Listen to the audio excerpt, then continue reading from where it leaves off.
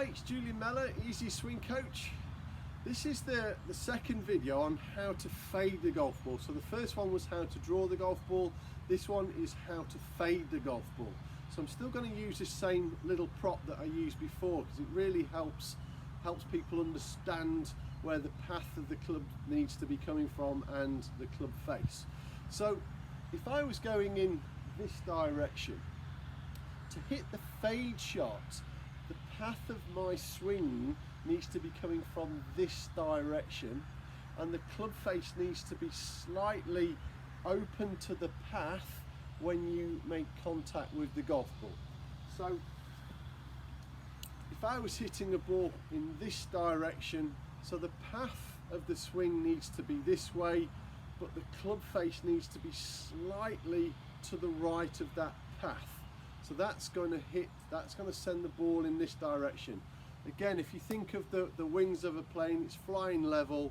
If we tilt the wings this way, it's going to go in that direction. So if we can tilt the spin this way, it's going to move from left to right. So if we've got our ball here, the draw was coming from the inside, so it's hitting the yellow side of this ball. So to make the ball move from left to right, which is your fade, the swing path needs to be hitting more towards the black side of the ball and across, and that's going to spin the ball from left to right. So if the easy way to hit the inside was to point my body more to the right, then an easier way to hit the outside is to point our body to the left. So you probably see people who slice the golf ball, they aim left because the natural path is going to be to the outside, then they get their big slice, and the bigger the slice, the more they aim left, the more the outside of the ball they hit, the bigger the slice gets. So if you wanted a bit of an antidote to that great big slice, instead of aiming more left, start to bring your body around, because this will change the path of your club face coming into, of the swing coming into impact. And then when you start to understand the club face, then you could straighten your slice up. But we're here talking about a fade. So through impact, what we're trying to feel is we're going to slightly hold the club face open. So rather than it coming in nice and straight, we're going to slightly hold that club face open. So I'm going to turn my body, my whole body to the left. So my natural swing path now is more to the outside. And then if we can hold the face open slightly through impact, that's going to make the ball move from left to right. So let's do that with a golf ball. Okay, so normal setup. So we're now going to fade the golf ball. So I'm aiming my whole body left. I'm doing my natural backswing, but through impact I'm going to slightly hold the face open. And there's that little fade on the shot. So the plus side to hitting a fade is when it lands, the ball tends to stop a little bit quicker. So if the pin was, say, front right, if you were bending it into that, it's going to stop quite a bit quicker than if you were drawing the ball. The two downsides to this one is the ball is generally kicking right when it lands, but also it doesn't go quite as far because we're holding more loft on the club face when we hit it.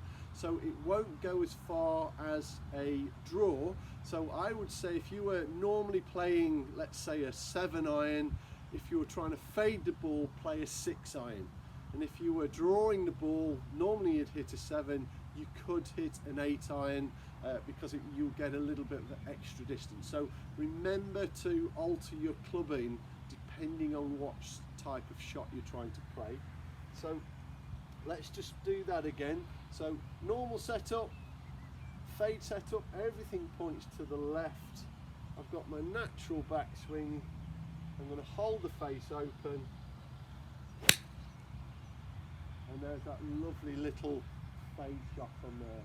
So when that's landed lovely. That's just going to stop really quite quickly. So just remember the two things, path and club face.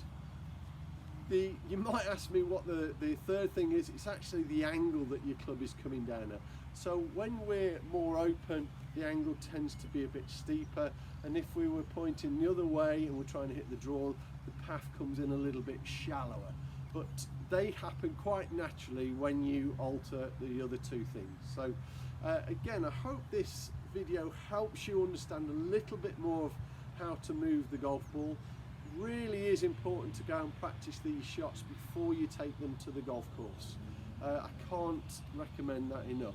Now, if you've got any questions, just leave either a comment below or send me an email to julian@easiestswing.com. More than happy to answer any questions that you have.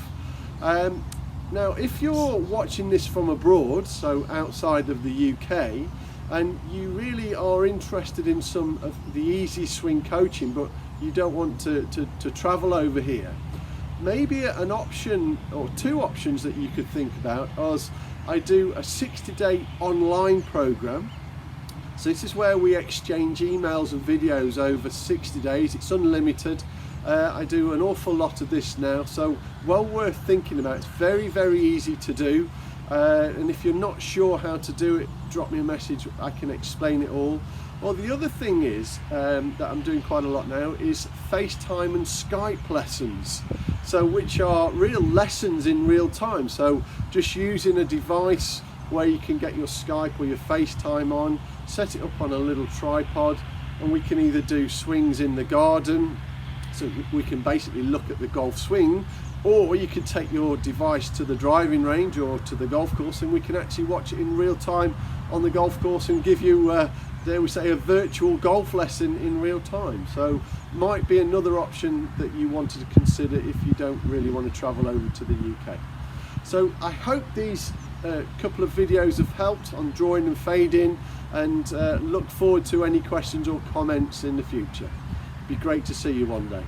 Thanks for watching, guys. Bye.